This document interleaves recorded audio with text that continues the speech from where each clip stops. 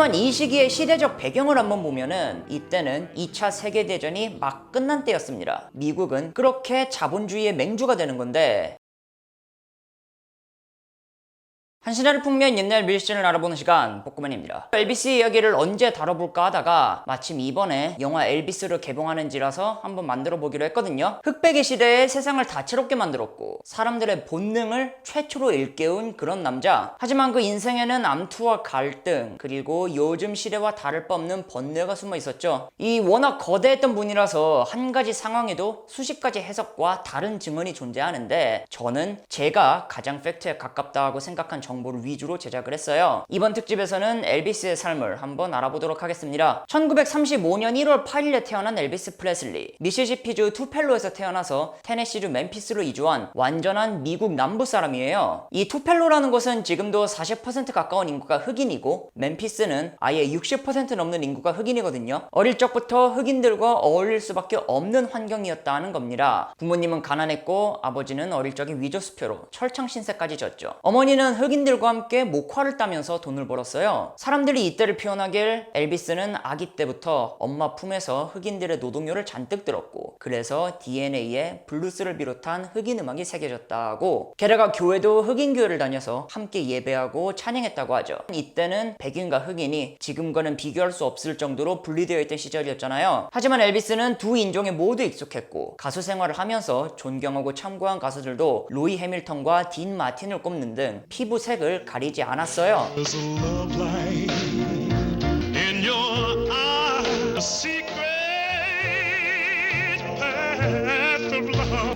Everybody find somebody, someplace, something in your heart keeps saying. 주변인들이 얘기하는 엘비스의 최고의 장점은 바로 모든 걸 흡수한다는 거였는데, 거기에다가 학구열도 엄청나서 부모님이 사주신 기타를 들고 그 나이에 선술집을 막 찾아다녔다죠. 그리고 기타 이것 좀 어떻게 치는지 알려달라 이렇게 말을 했다고. 이거는 세상이 갈구하는 인간상이었습니다. 왜냐하면 이 당시에 백인 주류 음악이었던 스탠다드 팝은 이런 모습이었거든요. Just like the ones I used to know. Didn't make my craziest dream. And tenderly say goodbye. 교양 있게 서서 얌전하게 내뱉는 노래들이 표준으로 취급이 됐다는 거예요. 하지만 이 시기의 시대적 배경을 한번 보면은 이때는 2차 세계대전이 막 끝난 때였습니다. 유럽은 전쟁으로 초토화가 됐지만 미국은 피해 하나 없이 전쟁 특수를 누렸어요. 고삐 풀린 망아지처럼 돈을 쓰기 시작했고 그렇게 자본주의의 맹주가 되는 건데, 로큰롤의 탄생을 다룬 테레세 마르티네즈의 논문을 보면 이런 부분이 나오거든요. 이제 미국의 10대들은 더 이상 식량 공급을 위해 일할 필요가 없었고 대신 용돈이라는 걸 받게 됐다고. 원래 대중문화는 먹고 살만해질 때 시장을 키우고 발전하는 법이에요.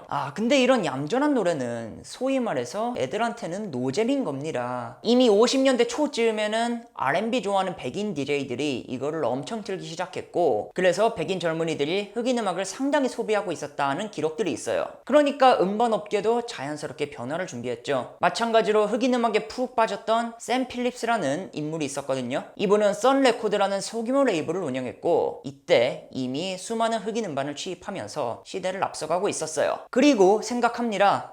흑인 음악 부를 수 있는 백인이면은 진짜 혁명적인 반응이 생길 거라고. 엘비스 정기에는 그 당시에 선 레코드가 자유의 공간이면서 기회의 장소였다고 하는데 엘비스도 이곳의 문을 두드리는 거예요. 성인이 된 엘비스는 전기회사에서 일하고 트럭 운전을 하는 등 온갖 일을 도맡았지만은 꾸준히 가수가 되려고 노력했거든요. 이 선 레코드에서 돈 내고 음반 녹음하는 척 하면서 계속 자신을 어필하는 거죠. Evening shadows make me blue.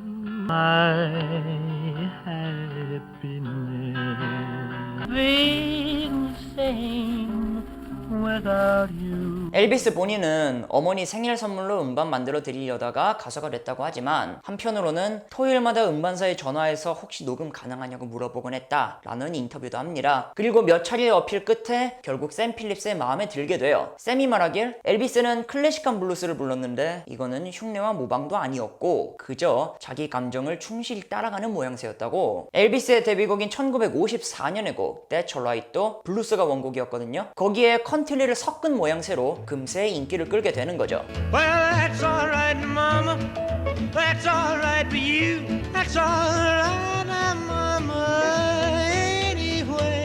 그리고 투어를 돌면서 자신을 홍보하는데 사람들이 엘비스한테 환장을 하는 겁니다. 쟤는 왜 기타 치면서 막 다리를 떨어? 나중에 알고 보니까 그 시절 흑인들이 기타 치면서 막 다리를 흔들고 그랬다는 거죠. 흥을 주체하지 못하는 거고. 자, 엘비스가 말하는 거를 보면은 사람들이 엄청나게 환호하길래 왜 그러지? 이랬는데 내가 무대에서 내려오니까 매니저가 그건 네 다리 떠는 것 때문에 그렇다라고 말을 하더라고. 그래서 앵콜 때 한 번 더 흔들어 봤는데 흔들수록 함성 소리가 커지더래요. 하지만 이렇게 사람들이 환장한다는 거는 엄청난 환호인 동시에 당황이기도 했습니다. 왜냐하면은 기성세대들한테 이렇게 경박하고 음탕해 보이는 움직임은 말이 안 되니까. 지금 보면은 이게 뭐가 문제인가 싶은데 이때는 1950년대예요. 원래 슈퍼스타는 팬과 안티를 동시에 미치게 합니다. 엘비스는 소규모 레이블인 선 레코드에서 2년 동안 음반을 냈고 이때 노래들은 초기 로큰롤을 대표하는 기념비적인 곡들로 남아 있어요. Blue moon, keep on shining bright. She gonna bring me back, my baby tonight. Blue shining bright. Train I ride.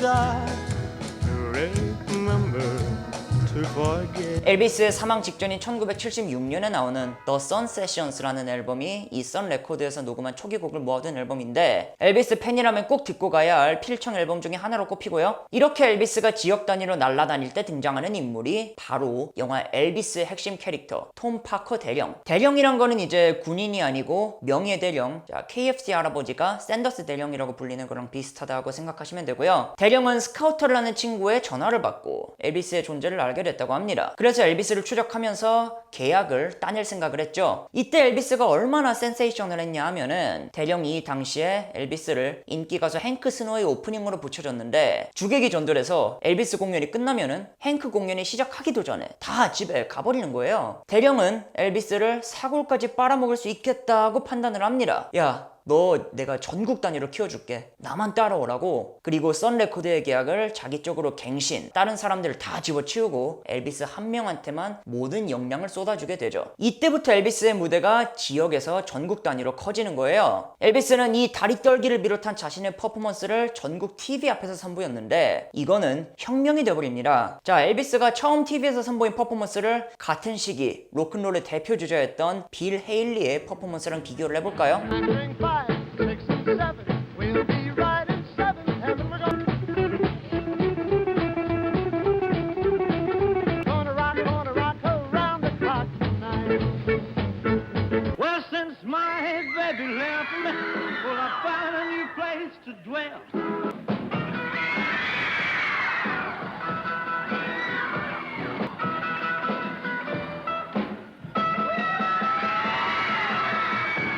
끊임없이 몸을 까딱거리고 그 목소리로 흑인들처럼 자유자재로 그 리듬 가는 대로 필링을 타고 있어요. 그리고 무엇보다 잘생겼거든요. 사실 로큰롤은 엘비스 이전에도 많은 사람들이 그 가능성을 발견을 했고 시도해 왔습니다. 하지만 이런 음악성과 이런 대담성 그리고 이런 도발을 해도 괜찮은 얼굴을 가진 백인은 이전에 찾을 수가 없었죠. 그러니까 일거에 사람들의 본능이 깨어나는 거예요. 밥 딜런은 엘비스를 처음 본 순간 감옥에서 나온 기분이었다고 했고 존 레논은 엘비스가 없었다면 비틀즈도 없었다고 했거든요. 이때 엘비스가 출연한 방송들의 전설을 들어보면 시청률이 60%라느니 어떤 거는 80%라느니 그리고 뉴욕타임즈에서는 방송 직후에 TV는 책임감을 가지라는 내용의 칼럼을 실어요. 이런 사람들을 TV에 내보내지 말고 청소년들한테는 좋은 것만 보여주자면서 영화 포레스트 검프에도 이런 씬이 나오지 않습니까? 엘비스가 TV 나오니까 엄마가 기겁을 하면서 저런 거 보지 말라고 그래요. TV가 최대한 상체만 잡고 하체를 안 잡으려고 했다는 것도 유명한 일화고요. 이게 1950년대 엘비스를 바라봤던 미국의 시선을 대표하는 일화들이라고 할 수 있겠는데 자, 1956년 엘비스가 톰 파커 대령과 함께한 이후부터 나오는 곡들은 전부 대히트를 하죠.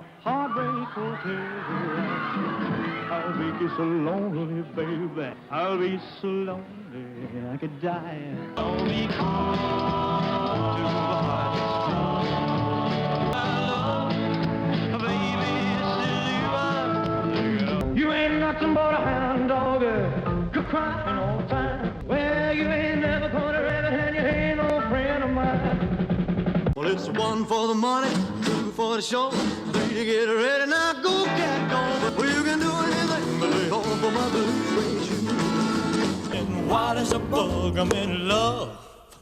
I'm all shook up. 하트브레이크 호텔을 필두로 Don't Be Cruel, Hound Dog, Blue Suede Shoes 등등. 그 시절에는 녹음 기술도 별로여서 하트브레이크 호텔 같은 거는 엘비스가 너무 에코를 만들고 싶은 겁니다. 그래서 기어이 사다리까지 올라가서 에코를 만들었다고도 해요. 이거는 엘비스가 단순히 퍼포먼스적 능력만이 아닌 음악적인 식견과 어떤 깊이도 갖추고 있었다는 말이 되잖아요. 그리고 하운드 독은 원곡이 빅 마마 손튼의 블루스, 블루 스웨이드 슈즈는 칼 퍼킨스의 로큰롤이 원곡. 자, 이때 엘비스는 곡을 냈는데 컨트리랑 R&B 차트에서 동시에 1위를 하고요. 그 해에 RCA 레코드 전체 판매량 절반을 엘비스 혼자서 책임졌어요. 이때 엘비스 인기는 1956년 10월 28일에 에드 설리번 쇼가 잘 보여주는데 Yes, that's right. Elvis Presley.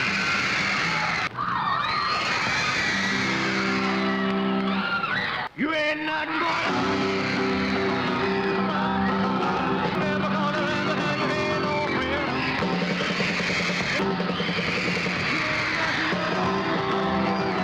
마지막에는 인생 첫 영화 출연도 예고하는 엘비스. 그리고 그 영화의 수록곡을 부르기 시작을 했죠. 그리고 그 곡은 바로 Love me tender, love me sweet, love me tender, love me all my dreams fulfill. 예, 이건 뭐 이제 답도 없어요. 장르를 넘나들고 이제는 영화판까지 넘나드는 엘비스의 인기에 모두가 흠뻑. 사실 영화라는 거는 엘비스의 커리어에 있어서 나중에는 족쇄가 되거든요. 하지만 이때는 온갖 영화들이 엘비스의 덕을 받아서 흥행 1위를 찍던 그런 시절, 엘비스는 영화에서도 노래를 부르고 그냥 종횡무진하면서 히트곡을 막 찍어내요. Baby, let me be your loving teddy bear.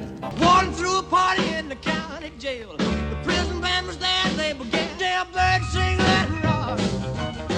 Everybody let it rock. In old cell block was dancing to the jailhouse rock. 그리고 이때쯤 되자 이미 시대의 상징, 젊은이의 대변인이 되어 있습니다. 엘비스는 본인이 이렇게 대단한 인물이 될 줄도 몰랐고 의도하지도 않았다고 했지만은 사실 엘비스는 어른들의 탄압마저 버틸 만한 깡따구마저 갖고 있었거든요. 어느 날은 인터뷰어가 비난에 느끼는 게 없냐라고 엘비스한테 물으니까 없는데요? 잘못한 게 없으니까요. 이렇게 대답을 해요. 하지만 이런 동시에 자기를 모욕하는 사람들 앞에서는 뭐 시비를 걸거나 그런 거 없이 하하 웃고 넘겼다고 합니다. 속으로만 욕을 했다죠. 실력이 뛰어난 동시에 성격도 유순한 사람이었던 거예요. 엘비스는 사고 한 번 치지 않았고 그렇게 사람들은 점차 엘비스가 퍼뜨리는 로큰롤의 저속함에 익숙해졌다. 그래서 엘비스의 등장은 음악적으로나 인종적으로나 그리고 더 나아가면은 성적으로나 모두 중요한 의미를 갖는 거고, 엘비스를 다룬 다큐멘터리에서 중요한 구절이 하나 나오는데 10대들에게 이거는 해방이었고 처음으로 우리들의 것이라고 주장할 만한 것이 생긴 것이었다는 거거든요. 그렇다면 이 인기는 얼마나 갔을까요? 스타가 된 지 2년 만인 1957년 12월 엘비스는 편지 한 장을 받게 돼요. 바로 징병통지서. 이거는 엘비스의 이미지가 통째로 반전되는, 그리고 커리어도 뒤바뀌는 순간이었습니다. Wise men say